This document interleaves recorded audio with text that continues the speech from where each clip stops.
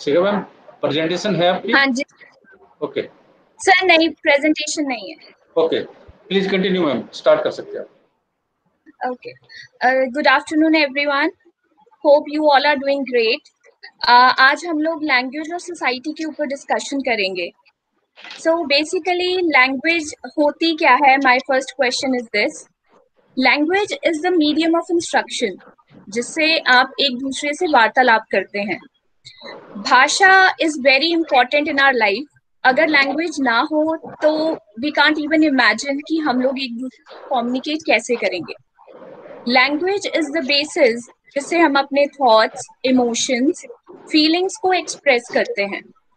M I right or not? Am I audible to everyone? Yes, ma'am. Yes, ma'am. Yes, ma'am. Okay, so जो language है, how do we learn a language? हम language कैसे सीखते हैं? हम language automatically सीखते हैं when we talk about learning the mother tongue.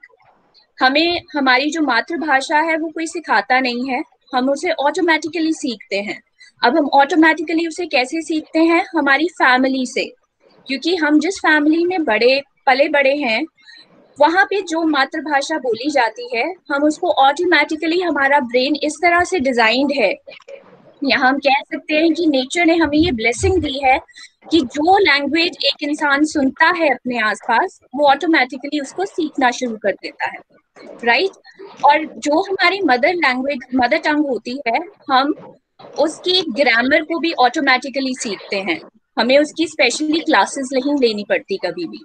But when it comes to learning a foreign language, हमें बकायदा ट्रेनिंग लेनी पड़ती है। हम स्कूल्स में, कॉलेजेस में, ट्रेनिंग सेंटर्स में, इंस्टीट्यूट्स में फीस पे करते हैं। Only after that we learn a foreign language. अब अगर हम बात करें एक लैंग्वेज को सीखने की या एक लैंग्वेज को बोलने की, तो the main purpose is to speak the language correctly. जब तक आप एक भाषा को करेक्टली बोलेंगे नहीं, तब तक उस भाषा का जो यूज है उसका मोटिव नहीं होता। अब by using a language properly and correctly, उससे मतलब क्या है? उससे ये मतलब है कि जब भी आप किसी से बात करते हैं किसी लैंग्वेज का यूज करते हुए, तो आपको उसकी जो ग्रामर है वो अच्छे से आनी चाहिए, उसका सेंटेंस फॉर्मेशन आपको अच्छे से आना चाहिए। ओनली देन आप ये कह सकते हैं कि जो वो भाषा है, मैं उसका अच्छे से उपयोग कर सकता हूँ। अब जो एक भाषा है, उसका मेन पर्पस क्या होता है? ताकि आप अपनी भावनाओं को दूसरे को बता सकें, अपनी बात को दूसरे को समझा सकें, और जो दूसरा व्यक्ति है वो आपकी बात को समझ सके। अगर आप किसी लैंग्वेज का उपयोग कर रहे हैं एंड आप ये चीज ना कर पाए, अपनी बात किसी को ना समझा पाए और सामने वाला आपकी बात को ना समझ पाए, तो जो लैंग्वेज है उसका पर्पस जो है वो सॉल्व नहीं होता। So it is very important कि जब भी आप कोई लैंग्वेज सीखें, चाहे आपने अपने आसपास के एनवायरनमेंट से सीखी है, अपने फ्रेंड से, अपनी फैमिली से या सोसाइटी से, आप उसको इतने अच्छे से सीखें कि आप जब भी उस भाषा में कभी किसी से वार्तालाप करें या कभी भी उस भाषा में लिखने बैठें, तो आप उसको करेक्टली यूज कर पाए। राइट? एनी क्वेश्चंस अभी तक? No, ma'am. No, ma'am. Okay. So moving ahead, now we will discuss कि सोसाइटी और लैंग्वेज का जो रिलेशनशिप है वो कैसा है। जो सोसाइटी और लैंग्वेज है, they are very closely related to each other. जो सोसाइटी है उसको हम विदाउट लैंग्वेज के इमेजिन भी नहीं कर सकते, क्योंकि जो इंसान है वो एक सोशल एनिमल है। We are totally dependent on each other. हम अगर ये इमेजिन करें कि एक इंसान अकेला सरवाइव कर सकता है without depending upon anyone, it is not possible, क्योंकि अपनी बेसिक नीड्स के लिए एक इंसान दूसरे पे निर्भर करता है। राइट? अनाज के लिए हम किसानों पे निर्भर करते हैं, एजुकेशन के लिए we are dependent on the teachers, medical facilities के लिए हम डॉक्टर्स पे डिपेंडेंट है। सो इन सर्विसेज का उपयोग करने के लिए हम लैंग्वेज के माध्यम से दूसरे को अपनी नीड बताते हैं। राइट? आप किसी भी सिचुएशन में कैसा फील कर रहे हैं, आपको किसी की कही हुई बात अच्छी लगी, बुरी लगी, आपकी सोसाइटी को लेकर क्या राय है, अगर किसी ने कोई मुद्दा उठाया है, कोई प्रॉब्लम है सोसाइटी में, उसको रिजॉल्व कैसे करना है, उस चीज को आप एक्सप्रेस लैंग्वेज के थ्रू ही करते हैं। अब जो सोसाइटी है वो लैंग्वेज को इफेक्ट भी करती है, राइट जो लैंग्वेज है, अगर आप लोगों ने कभी नोटिस किया होगा, फॉर एग्जाम्पल अगर आपकी नेबरहुड में 2-3 फैमिलीज की हम बात करें, हम अगर सिर्फ हिंदी की बात करें, जो हिंदी बोलने का तरीका है एक इंडिविजुअल का एक फैमिली में भी अलग होता है। मान लीजिए कि एक फैमिली में 5 इंडिविजुअल्स हैं, अगर वो हिंदी बोल रहे हैं तो जो वो जिस तरीके से हिंदी बोल रहे हैं उसका उनका तरीका अलग होता है। अगर हम अपनी फैमिली से निकल के अपने नेबरहुड में जाएं और नेबरहुड की 4-5 फैमिलीज को पिक करें, तो जिस तरह से वो हिंदी या इंग्लिश बोलते हैं वो एक इंडिविजुअल, अगर मैं अपनी ही बात करूं तो मेरे नेबरहुड में जो लोग हिंदी बोलते हैं उनका हिंदी बोलने के तरीके में, उनके लेवल ऑफ साउंड में, वो किस तरह के शब्दों का उपयोग कर रहे हैं, that is entirely different from what I am using. इसका रीजन क्या है? इसका रीजन ये है कि जो एक मेन आपकी स्टैंडर्ड लैंग्वेज होती है वो हर इंडिविजुअल आगे उसके डायलेक्ट्स बना लेता है। अब डायलेक्ट्स क्या है? वो उपभाषा होती है।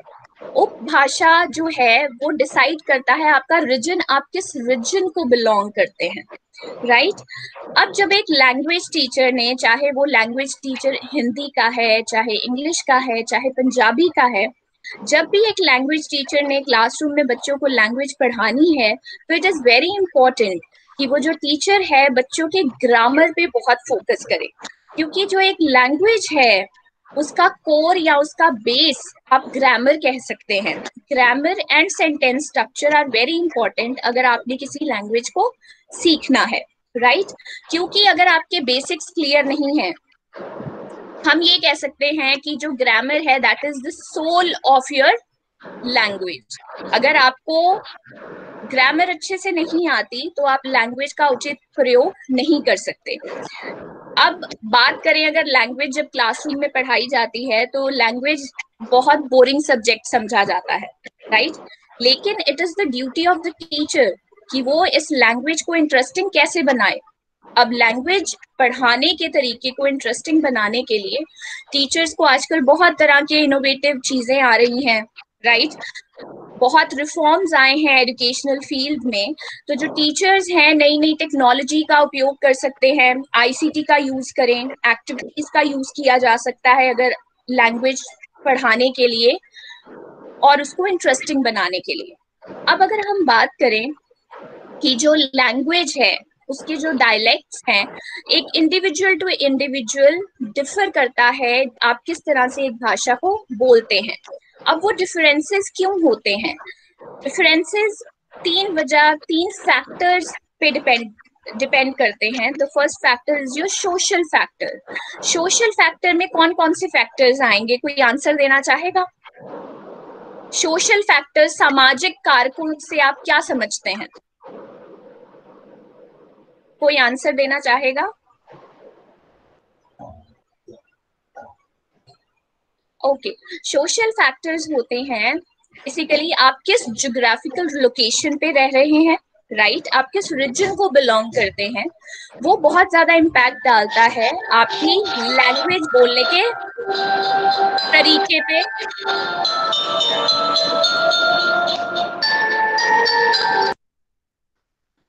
आप लैंग्वेज को किस तरह से यूज करते हैं, आप किस तरह का एक्सेंट यूज कर रहे हैं एक लैंग्वेज को बोलने के लिए, दैट ऑल डिपेंड्स अपॉन कि आप किस रीजन को बिलोंग करते हैं, राइट उसके बाद सोशल फैक्टर्स में एक और चीज आती है दैट इज द स्टेटस। आप किस तरह के सोशो इकोनॉमिक बैकग्राउंड को बिलोंग करते हैं, whether you belong to a very high profile family, a middle class family और बिलो पॉवर्टी लाइन को बिलोंग कर रहे हैं, तब भी आप जिस तरह के शब्दों का उपयोग करते हैं लोगों के साथ वार्तालाप करने में, इट ऑल्सो इफेक्ट्स दैट। उसके बाद आता है caste. Caste also acts as a factor जो आपका लैंग्वेज यूज को इफेक्ट करता है।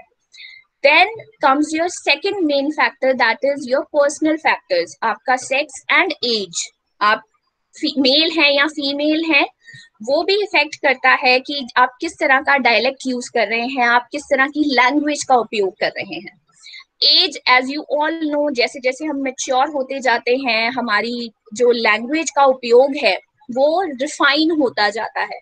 बचपन में हम बहुत सारे शब्दों को सुनते हैं किसी से, हम उनका विदाउट अंडरस्टैंडिंग उन चीजों को, उन शब्दों को बोलना शुरू कर देते हैं। टीनेज में जब हम पहुंचते हैं तो हम अपने फ्रेंड्स को देखते हुए जो है स्लैंग्स का उपयोग ज्यादा करते हैं।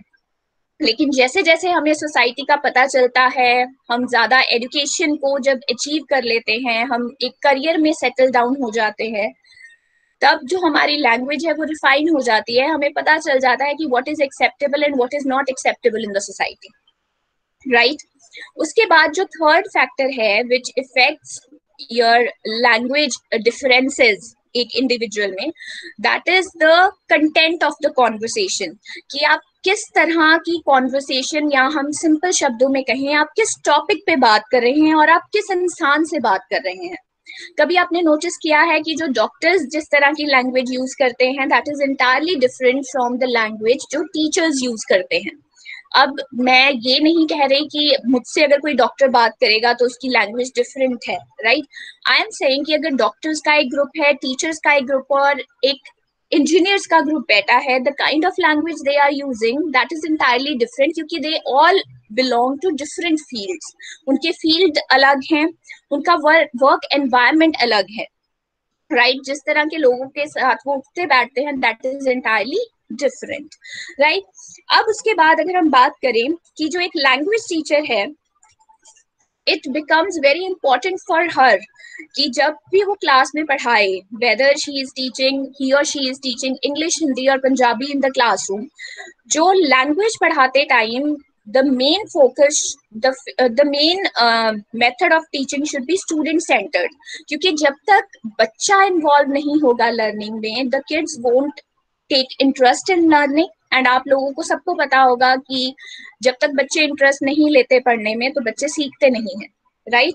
सो अब स्टूडेंट सेंटर्ड एजुकेशन या स्टूडेंट सेंटर्ड इंस्ट्रक्शन करने के लिए the main method can be your activity method. आप क्या मल्टीमीडिया की इन्वॉल्वमेंट कराइए, आप ग्रुप डिस्कशंस करवाइए, आप क्लासरूम में छोटी छोटी कोई भी गेम्स करवा सकते हैं ताकि जो बच्चा है उसके बेसिक्स क्लियर हों। जब तक एक बच्चे के लैंग्वेज के बेसिक्स क्लियर नहीं होंगे, the kids won't be able to understand how to use the language correctly when he or she goes out in the society। Language आना और लैंग्वेज का करेक्ट सही उपयोग आना दो बहुत अलग बातें हैं। अगर मैं कहूँ, मैं अपनी बात करूँ कि मुझे उर्दू आती है, मैंने किसी से थोड़ी बहुत सीख ली, लेकिन अगर कोई मुझे कहे कि उर्दू में कोई आर्टिकल लिख दो या उर्दू में प्लीज आप ये पढ़ के बता दीजिए, अगर मैं वो टास्क ना कर पाऊँ क्योंकि मुझे ग्रामर उस चीज की मैंने अच्छे से नहीं समझी, मैंने just for the sake of learning that language उसको सीख लिया, मैंने इंटरेस्ट नहीं लिया कि हाँ मुझे कौन सा जरूरत है, चलो ऊपर ऊपर से हम सीख लेते हैं। मैंने कभी ग्रामर पे अच्छे से ध्यान नहीं दिया, सेंटेंस कैसे अच्छे से फॉर्म होने हैं उस चीज पे कभी ध्यान नहीं दिया। सो अगर मैं चाहती हूँ कि मुझे उर्दू अच्छे से आए तो इट इज वेरी इंपॉर्टेंट कि मैं उसके ग्रामर, उसकी वोकैबुलरी, उसकी सेंटेंसेस कैसे फॉर्म होते हैं उसके डेप्थ में जाऊं, तभी मैं उस लैंग्वेज को अच्छे से सीख सकती हूँ, राइट। सो अब अगर हम बात करें कि लैंग्वेज डाइवर्सिटी, जैसे हम बात कर रहे थे कि इंडिविजुअल टू इंडिविजुअल वेरिएशन होती है। आप किस तरह से, मान लीजिए अगर हम इंग्लिश की ही बात करें या हिंदी की बात करें, एक इंसान दूसरे इंसान से हमेशा अलग तरीके से एक लैंग्वेज को बोलता है। आप अपने फ्रेंड सर्कल में आराम से बता सकते हैं, अगर मान लीजिए आप बैक करके खड़े हुए हैं, पीछे से कोई आपको आवाज लगाता है या आपके कानों में किसी का कोई सेंटेंस पड़ता है, तो आप आसानी से बता सकते हैं कि हाँ मेरा ये वाला फ्रेंड ये बात बोल रहा है। उसका रीजन ये है कि यू नो कि मेरा ये पर्टिकुलर फ्रेंड या ये एक पर्टिकुलर पर्सन इस तरीके से स्पेसिफिक वे में एक लैंग्वेज का यूज करता है, ठीक है। अब अगर हम बात करें कि आपकी हिंदी है, ठीक है, दिल्ली में जिस तरह की हिंदी बोली जाती है that is entirely different from the Hindi which is spoken in Uttar Pradesh, right. अब अगर हम इसी तरह से बात करें पंजाबी की, ठीक है, पंजाबी पंजाब में बोली जाती है, लेकिन अगर आप अमृतसर की तरफ चले जाओ, बठिंडा की तरफ चले जाओ, ठीक है, पटियाला, बरनाला, हर तरफ जो है पंजाबी, उसका जो डायलेक्ट है दैट इज डिफरेंट। ठीक है, जो उपभाषा उसकी एक फॉर्म हुई है स्टैंडर्ड पंजाबी के अलावा, that is entirely different and the differences are there from individual to individual. Now we will discuss the social factors one by one which impact the language usage when it comes to using by an individual. So सबसे पहले हमारा social factor है that is your regional variation. Regional variation क्या है? Regional variation है कि आपकी जो लैंग्वेज है, आप जिस तरह की लैंग्वेज बोलते हो, जिस तरह का डायलेक्ट आप बोल रहे हो, इट टोटली डिपेंड्स अपॉन कि आप किस तरह के रीजन को बिलोंग करते हो, आप कहाँ पे रह रहे हो, उसकी ज्योग्राफिकल लोकेशन क्या है, राइट?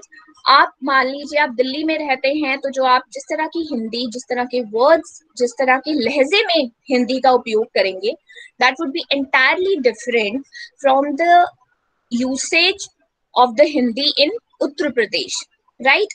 अब ये रीजनल डिफरेंसेस जो हैं वो एक इंडिविजुअल को डिफरेंट बनाते हैं। मान लीजिए एक बिल्डिंग में 10 लोग रह रहे हैं and 10 people belong to 5 different regions, तो आपको एक ही बिल्डिंग में हिंदी बोलने के 5 अलग तरीके मिलेंगे। एम आई राइट और रॉन्ग? एम आई राइट और रॉन्ग? मैं Right, सही ma'am. बात कर रही हूँ? ठीक है। सो आपका जो रीजन के अकॉर्डिंग है, जो रीजन के अकॉर्डिंग है, जो लैंग्वेज है वो वेरी करती है and it varies from individual to individual. आप कभी अपने क्लासरूम में भी नोटिस कीजिएगा या आप अपने वर्क प्लेस में कभी नोटिस कीजिएगा, चाहे आप एक रूम में 10 लोग बैठे हैं, आप जिस तरह से लैंग्वेज को यूज कर रहे हैं, इट इज एंटायरली डिफरेंट। हर इंसान का बोलने का तरीका, the core language, the standard language is always same, लेकिन हम उसको जिस तरह से बोलते हैं दैट इज उपभाषा, या हम उसे डायलेक्ट भी कहते हैं, राइट? उसके बाद आपका सोशल फैक्टर में सेकंड चीज है वो आती है आपकी कास्ट, राइट? अब हम सबको पता है कि जो हमारी सोसाइटी है it is divided on the basis of caste, right? कास्ट के बेसिस पे हमारी जो सोसाइटी है उसको सेग्रीगेट किया गया है, राइट?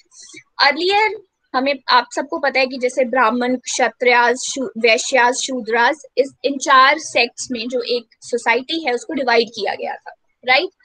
अब पहले टाइम में ये आपने जिन लोगों ने सोशियोलॉजी पढ़ी है, राइट, पॉलिटिक्स पढ़ी है, उन लोगों को ये पता होगा कि एक कास्ट का जो पर्सन है वो दूसरी कास्ट में मूव नहीं कर सकता था। आप जो एक पर्टिकुलर कास्ट के लिए जो एक जॉब बनी हुई है, वो हर इंसान उसी जॉब को करेगा जो जिस स्पेसिफिक कास्ट को वो बिलोंग करता है, वो अपनी जॉब को स्विच नहीं कर सकता, राइट? तो एक पहले क्या होता था कि जो एक पर्टिकुलर डायलेक्ट, जिस तरह की लैंग्वेज एक पर्टिकुलर कास्ट बोलती थी, आप उस लैंग्वेज से पहचान सकते थे कि हाँ, ये जो इंडिविजुअल है वो इस पर्टिकुलर कास्ट को बिलोंग करता है, राइट? बट अब मॉडर्नाइजेशन हो गई है, अर्बनाइजेशन हो गई है, एजुकेशन हर इंसान को मिल रही है, तो वो जो कास्ट सिस्टम है वो कहीं ना कहीं थोड़ा दब गया है, अभी भी है, एंटायरली खत्म नहीं हुआ, लेकिन जो मॉडर्नाइजेशन, अर्बनाइजेशन और एजुकेशन ने लोगों का माइंडसेट बिल्कुल बदल दिया है, राइट? जो लोग हैं अब rather than identifying the people on the basis of their caste, they identify the people on the basis of how much qualified a person is, उसने कितनी पढ़ाई लिखाई की है, उसके पास पैसा कितना है, उसके पास पावर कितनी है, उसका सोसाइटी में स्टेटस क्या है, ठीक है? तो जो अब अगर हम स्टेटस के हिसाब से बात करें या एजुकेशन के लिहाज से बात करें, तो जिस तरह की लैंग्वेज एक इंसान यूज करता है, अगर कोई बहुत पढ़ा लिखा इंसान है तो आप फटाफट जज कर लोगे, क्योंकि उसके बोलने का तरीका, वो किस तरह से अपने आप को सोसाइटी में या एक पर्टिकुलर गैदरिंग में किस तरह से अपने आप को पेश करता है, किस तरह के शब्दों का उपयोग करता है, आपको समझ आ जाती है कि हाँ, ये जो पर्टिकुलर इंसान है ये बहुत पढ़ा लिखा है और ये एक अच्छी फैमिली को भी बिलोंग करता है। हम ऐसे ही करते हैं ना, यही देखते हैं हम लोग, राइट? अगर कोई इंसान कम पढ़ा लिखा है या उसका सोशियो इकोनॉमिक स्टेटस इतना अच्छा नहीं है, और जब वो एक गैदरिंग में, एक ग्रुप में बात करता है, उसकी लैंग्वेज से, राइट, उसकी अपीयरेंस से हमें पता चल जाता है कि हाँ, ये जो इंसान है उसका जो सोशो इकोनॉमिक स्टेटस है वो सोसाइटी में इतना अच्छा नहीं है एंड ये इतना पढ़ा लिखा भी नहीं है, राइट। नाउ ये तो हो गई हमारी कास्ट डायलेक्ट की बात। अब कास्ट के बेसिस पे कैसे डिवीजन होती थी, लेकिन अब वो जो कास्ट डायलेक्ट है वो किस चीज में चेंज हो गई है, सोशो इकोनॉमिक स्टेटस से डिसाइड किया जाता है, right. And apart from that एक इंसान कितना क्वालिफाइड है उस पर भी डिपेंड करता है कि वो किस तरह की लैंग्वेज का यूज करेगा, ठीक है। Now comes your personal factors. आपके personal factors they also decide कि जो आपकी लैंग्वेज यूसेज है वो कैसी होगी। पर्सनल फैक्टर्स में कौन कौन सी दो चीजें मैंने बताई थी आपको, कोई आंसर करना चाहेगा? पर्सनल फैक्टर्स में कौन कौन सी दो चीजें थी?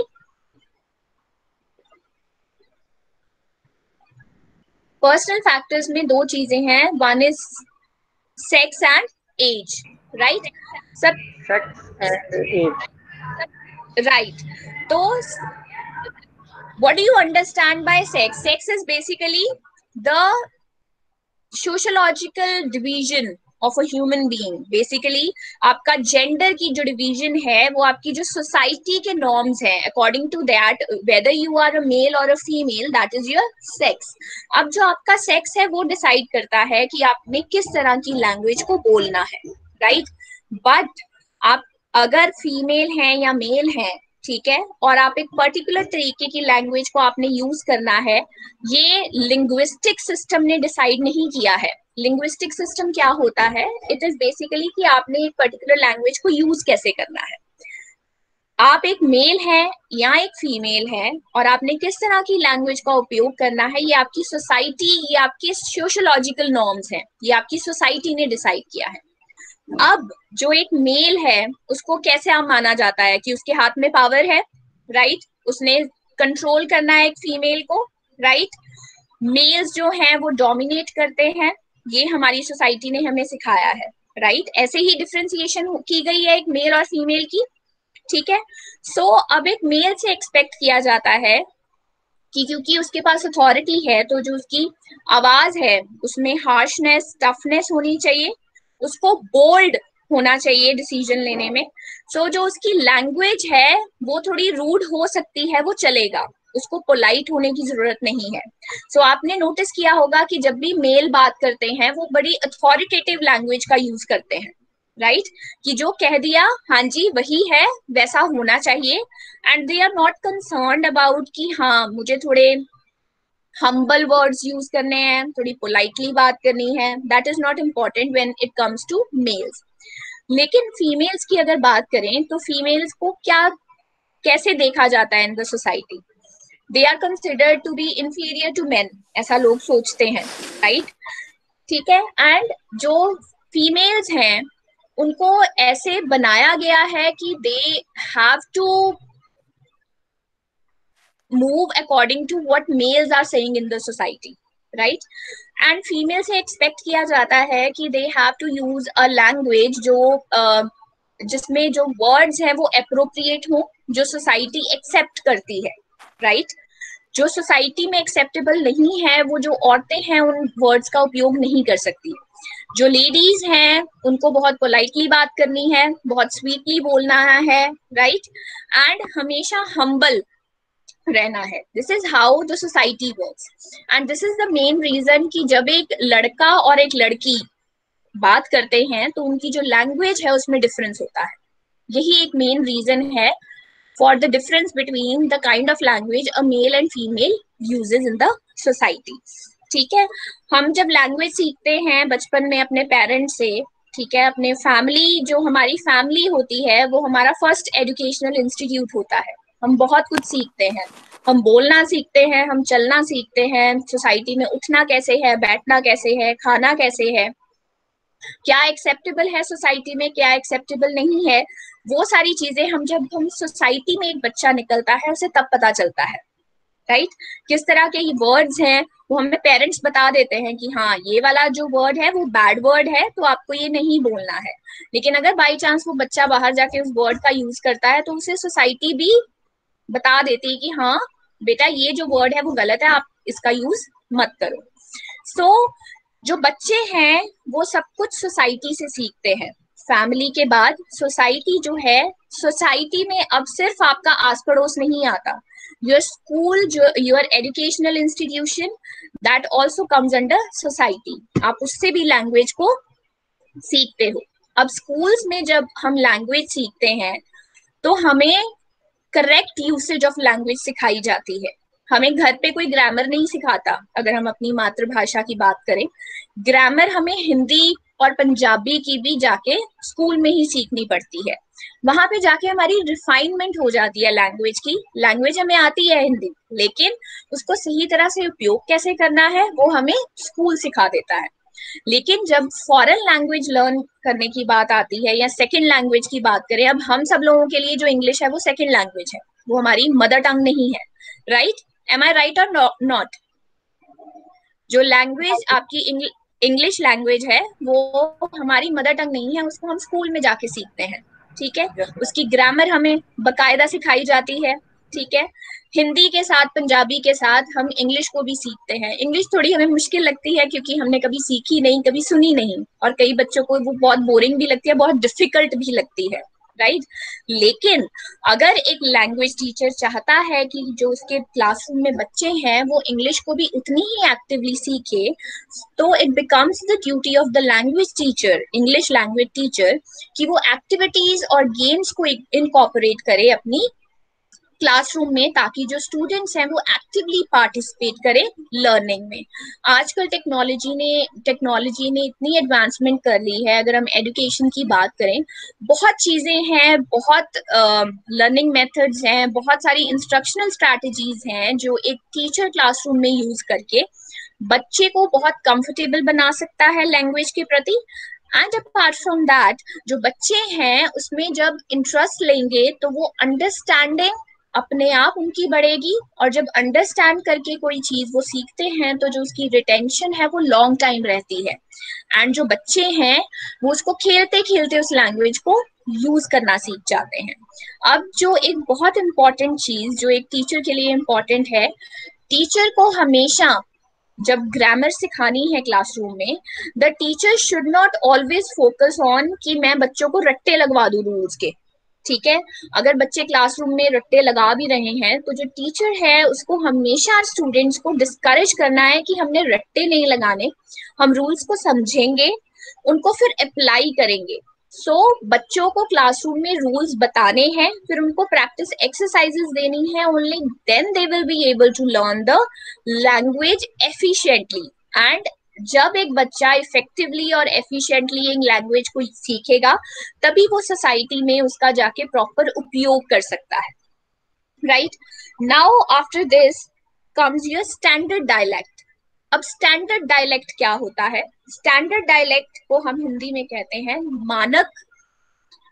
मानक उपभाषा। स्टैंडर्ड क्या होता है? जो एक आप ये कह सकते हो कि एक नॉर्म जो सेट किया जाता है, जिसके अकॉर्डिंग हम चलते हैं, ठीक है? हम कई बार कह देते हैं ना कि दीज आर द स्टैंडर्ड्स जिसको फॉलो करके हमने ये टास्क पूरा करना है, ठीक है? तो जो हमारा स्टैंडर्ड डायलेक्ट होता है वो होता है कि आपका एक स्टैंडर्ड उपभाषा जिसको फॉलो किया जाता है, जिसके जो मेन है आपकी, लेकिन आगे उसके सब भाषाएं बन जाती हैं, आगे उपभाषाएं बन जाती है, लेकिन जो आपकी मेन लैंग्वेज है वो एक ही है, ठीक है? जैसे अगर हम हिंदी की बात करें, हिंदी है तो एक, लेकिन अलग अलग रीजन के अकॉर्डिंग वो चेंज हो गई है, ठीक है? उसका जो कोर है, जो ग्रामर है, जो वोकैबुलरी है, जो सेंटेंस स्ट्रक्चर है हिंदी का, वो एक ही है। जो हमारी नेशनल लैंग्वेज है हिंदी एक ही है, लेकिन according to the regions and according to individuals वो चेंज होती है। That difference is your dialect का बेसिस पे डिफरेंस, राइट? अब अगर हम बात करें स्टैंडर्ड जो डायलेक्ट होता है वो होता क्या है? स्टैंडर्ड डायलेक्ट होता है जो सोसाइटी एक्सेप्ट करती है, ठीक है? जिसको नेशनल लैंग्वेज का दर्जा दिया जाता है, राइट? जिसके ग्रामर के नॉर्म्स, ग्रामर के रूल्स, वोकैबुलरी, सेंटेंस फॉर्मेशन सब फिक्स्ड है, जिसको यूज करके बुक्स लिखी जाती हैं, जिसको पूरा नेशन फॉलो करता है। अब जो क्लासरूम में जिस भाषा से आपको पढ़ाया जाता है, आप लोगों ने कभी ये सोचा है कि जब क्लासरूम में पढ़ाया जाता है, चाहे हम जिस भी रीजन को बिलोंग करते हो, राइट आप किसी भी रीजन से आते हैं, चाहे आप पंजाब से आ रहे हैं पढ़ने के लिए किसी इंस्टीट्यूट में, चाहे आप दिल्ली से आ रहे हैं, हरियाणा से आ रहे हैं, कोलकाता से आ रहे हैं, लेकिन जब आपको क्लासरूम में किताबों से पढ़ाया जाता है तो आपको वो आसानी से, जो टीचर क्लासरूम में बात बोलती है वो आसानी से समझ आती है। ऐसा होता है ना, हम आसानी से टीचर की बात समझते हैं। और वो रीजन ये है कि जो टीचर जो लैंग्वेज फॉलो कर रही है एंड जो बुक्स में जो लैंग्वेज यूज की जाती है that is your standard dialect. वो आपका कोर है, वो बेसिस है जिसके माध्यम से हर जगह पे इंस्ट्रक्शन दी जाती है। जो एजुकेशनल इंस्टीट्यूट्स उस लैंग्वेज को फॉलो कर रहे हैं, न्यूज़पेपर्स भी उस लैंग्वेज को फॉलो करते हैं, आपकी सेंट्रल गवर्नमेंट जो नोटिसेस निकालती है, जो प्रिंट के थ्रू आपसे बात की जाती है, वो that is all your standard language, क्योंकि वो कॉमन है, उसको पूरा नेशन समझता है। ठीक है, हिंदी में सेब किसको कहते हैं हम सबको पता है, इंडिया का हर इंसान जानता है कि सेब को क्या कहते हैं, वो सबके लिए कॉमन है कि एक रेड गोल राउंड चीज जो है उसको सेब कहा जाता है। हमें वो इसलिए पता है क्योंकि we are following the standard national language that is Hindi, right. अब अगर हम बात करें कि जो आपकी स्टैंडर्ड लैंग्वेज होती है उससे रिलेटेड जो भी ग्रामर बुक्स होती हैं, जो भी डिक्शनरीज होती हैं, वो आपकी नॉलेज को बढ़ाती हैं एक स्टैंडर्ड लैंग्वेज को लेके। ठीक है, अब जब आपने हिंदी सीखी है घर पे, उसकी रिफाइनमेंट कैसे हुई है, आपने ग्रामर की बुक्स पढ़ी हैं, आपने डिक्शनरी पढ़ी है, आपने बहुत सारे आर्टिकल्स पढ़े हैं हिंदी में। आप जब 10th स्टैंडर्ड तक थे आपको बहुत सारे एसेज एप्लीकेशंस लिखने के लिए क्लासरूम में बोली जाती थी, वो आप सही तरीके से कैसे लिख पाए, क्योंकि आपने जो आपकी स्टैंडर्ड हिंदी है उसको आसानी से समझ लिया। ठीक है, आपने बहुत मेहनत की उसके नॉर्म्स को समझने की। अब आप इस लेवल पे पहुंच चुके हो, अगर आपको कुछ भी हिंदी में लिखने के लिए बोला जाए या इंग्लिश में लिखने के लिए बोला जाए, आप बड़ी आसानी से लिख लोगे उसे, क्योंकि आपके बेसिक्स, आपके कंसेप्ट क्लियर है हिंदी लैंग्वेज में। आपको पता है कि क्या चीज सही है हिंदी में, कौन सा वर्ड सही है, किस वर्ड का क्या मीनिंग है, क्या गलत है, राइट। अब जो स्टैंडर्ड डायलेक्ट है वो बनता कैसे है, उसको सोसाइटी एक्सेप्ट कैसे करती है। 1980 में 1980 में हडसन ने एक प्रोसेस बताया था जिसके 4 स्टेप्स हैं, जिसके थ्रू एक जो लैंग्वेज है वो स्टैंडर्ड डायलेक्ट या स्टैंडर्ड लैंग्वेज बनती है। तो सबसे पहला पॉइंट, जो सबसे पहला प्रोसेस हडसन ने बताया था, वो ये था कि सबसे पहले एक लैंग्वेज को सिलेक्ट किया जाता है। 4 स्टेप्स है। फर्स्ट स्टेप इज, मैं स्टेप्स आपको बता रही हूँ कि अगर किसी लैंग्वेज को स्टैंडर्ड लैंग्वेज बनना है, जैसे अगर हम बात करें हिंदी की, तो वो हमारी नेशनल लैंग्वेज बनी कैसे, मैं आपको उसके 4 स्टेप्स बता रही हूँ जो हडसन ने दिए थे 1980 में। According to Hudson, the first step is selection, कि आप एक पर्टिकुलर लैंग्वेज को सिलेक्ट करते हैं कि हाँ जी, कमेटी बैठी है, उन्होंने सिलेक्ट किया कि ठीक है हम हिंदी को नेशनल लैंग्वेज बनाएंगे। ठीक है, अब उस पर्टिकुलर लैंग्वेज को सिलेक्ट करने का रीजन पॉलिटिकल भी हो सकता है, सोशल भी हो सकता है, कि जो पॉलिटिकल पार्टीज है उस लैंग्वेज को बहुत ज्यादा यूज कर रही हैं, सोसाइटी उस लैंग्वेज को बहुत ज्यादा यूज कर रही है, तो सरकार ने सोचा, ये सोशल लिंग्विस्ट हैं जो आपके, उन्होंने सोचा कि इसको हम नेशनल लैंग्वेज का दर्जा दिया जा सकता है क्योंकि ये बहुत ज्यादा यूज हो रही है सोसाइटी में। अब सेकंड स्टेप होता है आपका कोडिफिकेशन, वर्गीकरण। कोडिफिकेशन क्या होती है कि जब आपने एक लैंग्वेज को सिलेक्ट कर लिया कि हाँ हम इसको स्टैंडर्ड लैंग्वेज बनाएंगे, उसके बाद आप उस लैंग्वेज को यूज करके ग्रामर बुक्स और डिक्शनरीज लिखते हैं।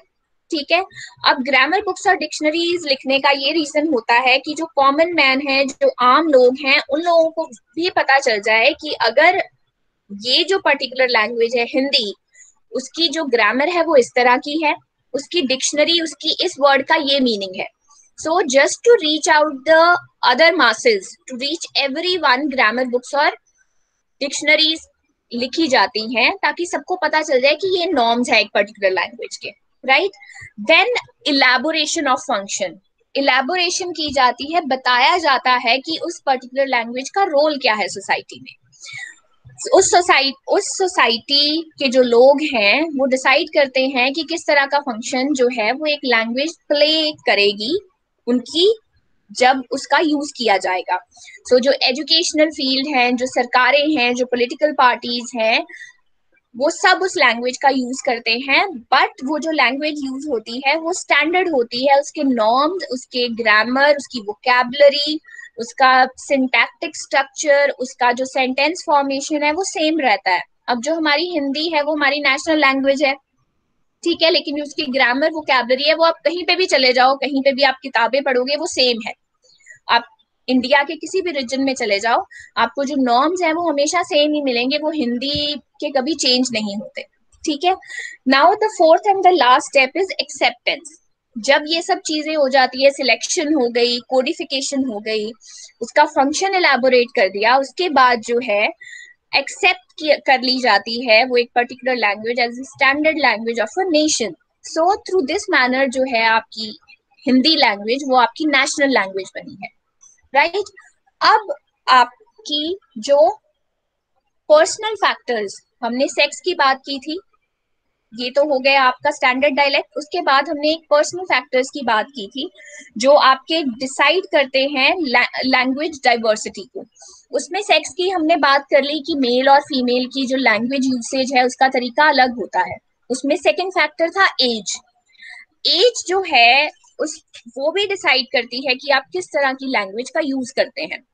आप लोगों को अगर अपना बचपन से लेकर अभी तक की जर्नी याद हो, अगर मैं आपसे ये क्वेश्चन पूछूं कि आपकी जब आप छोटे थे और अब जो आप लैंग्वेज यूज कर रहे हो उन दोनों लैंग्वेजेस में फर्क है या नहीं, सिर्फ हाँ या ना में कोई भी आंसर दे दे।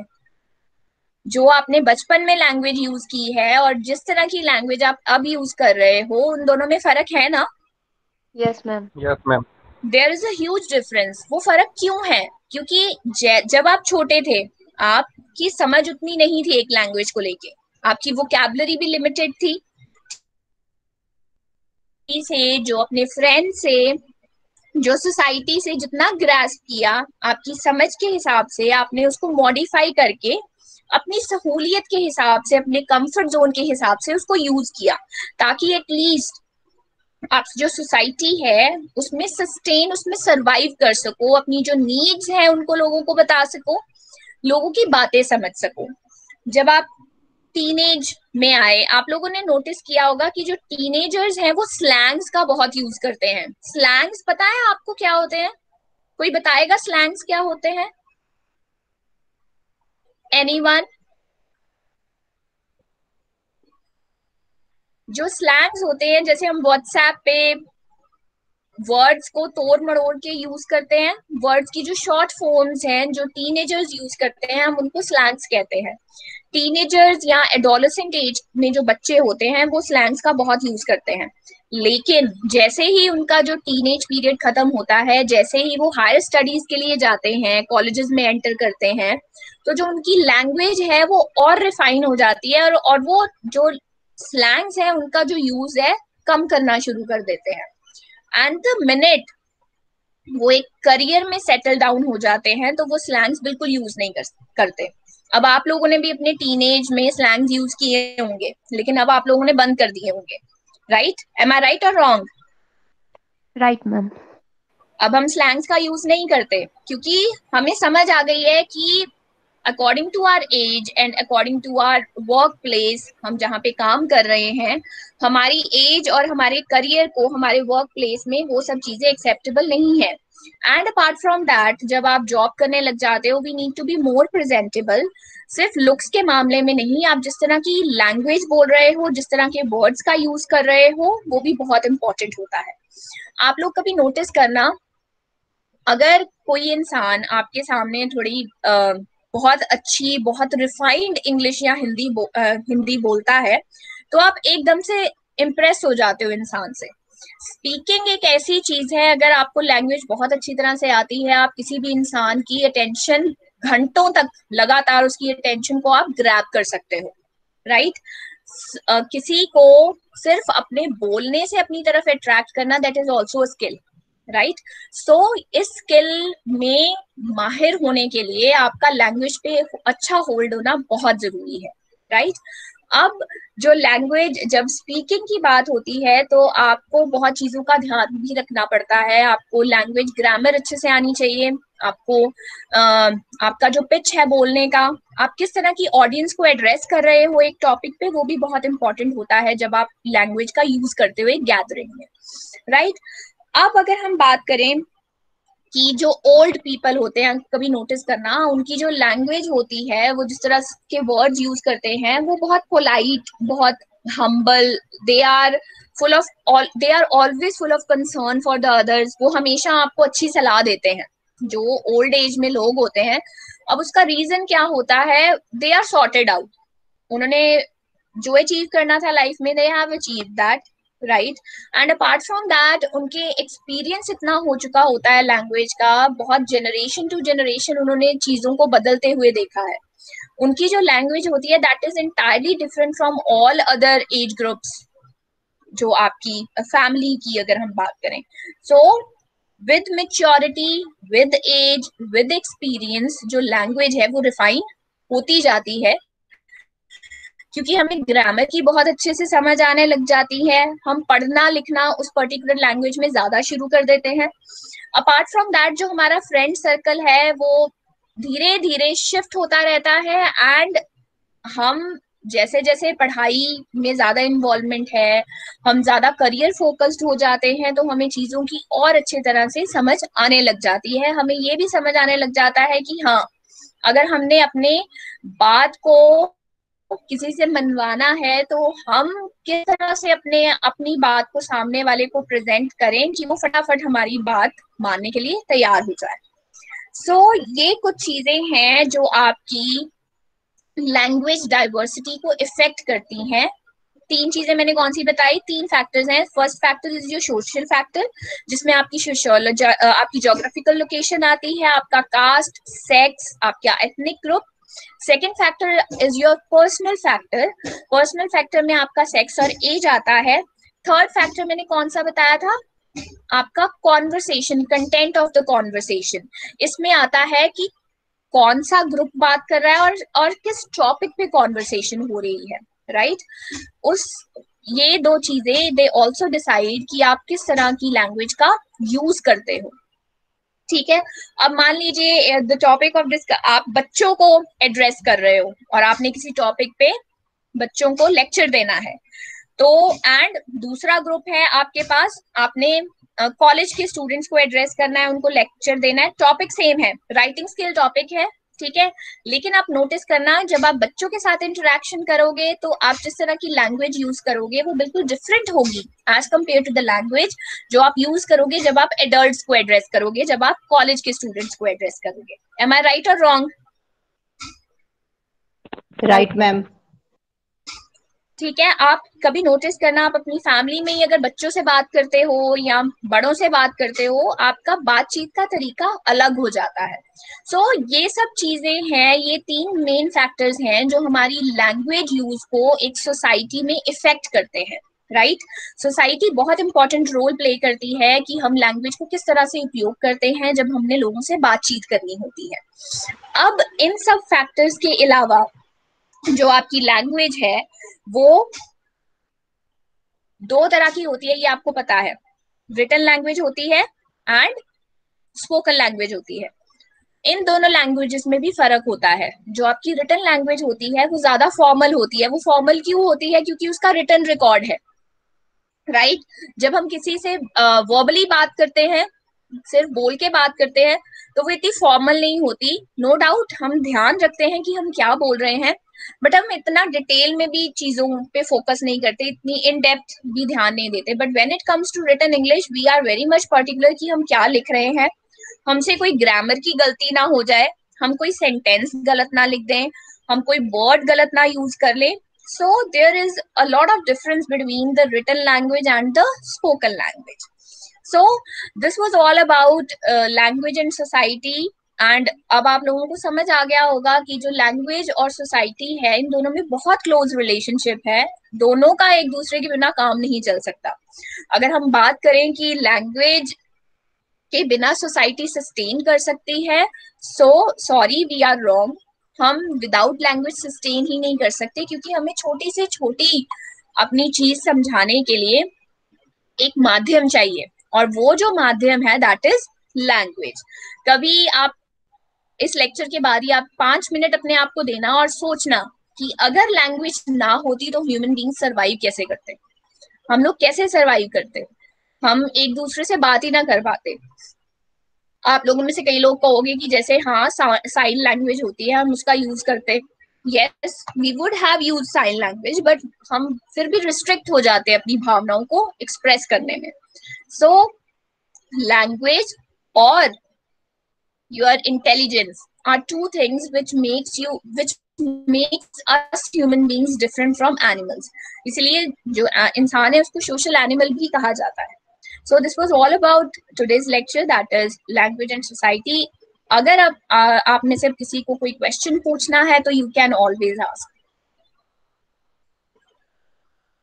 किसी को कोई डाउट हो, कुछ पूछना हो, या you want to share some experience, कुछ ध्यान में आ रहा है तो you can do that. Anyone?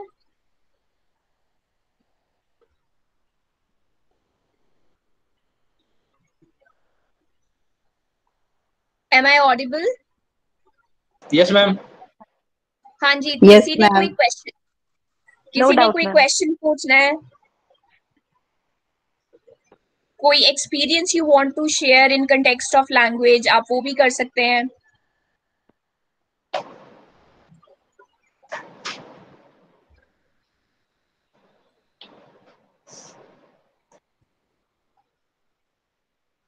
Okay, चलिए मैं आपसे एक क्वेश्चन पूछती हूँ. अगर आपको कहा जाए कि you have to teach writing skill अपनी क्लासरूम में, तो आप कौन सी एक्टिविटी का यूज करके बच्चों को राइटिंग स्किल सिखाओगे? एनीवन?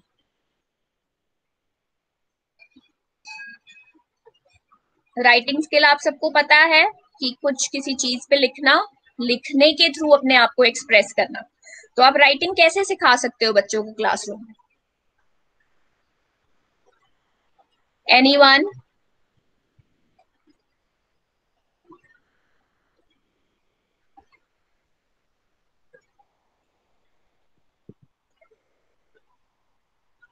मैम, राइटिंग स्किल सिखाने से पहले हमें उन्हें लिसनिंग, स्पीकिंग और रीडिंग सिखानी पड़ेगी. Yes, very good. चलिए मानिए कि आपने वो तीनों चीजें सिखा दी, आपने बच्चों की राइटिंग स्किल को इम्प्रूव करना है क्लासरूम में, आप कैसे इम्प्रूव कर सकते हो? Dictation, yes. और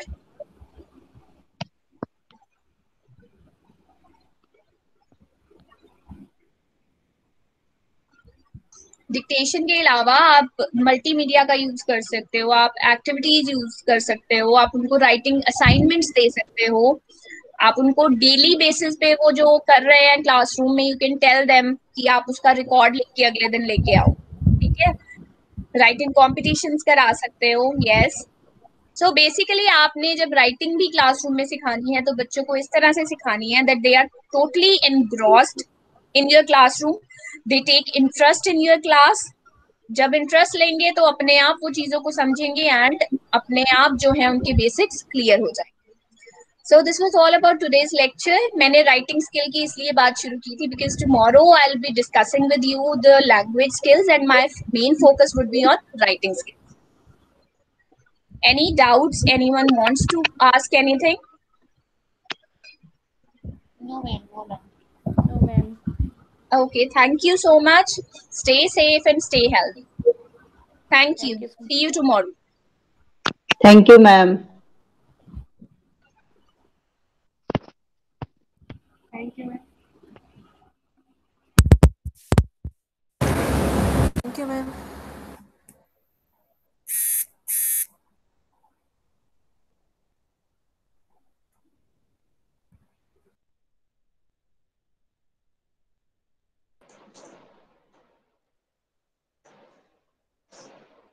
Thank you.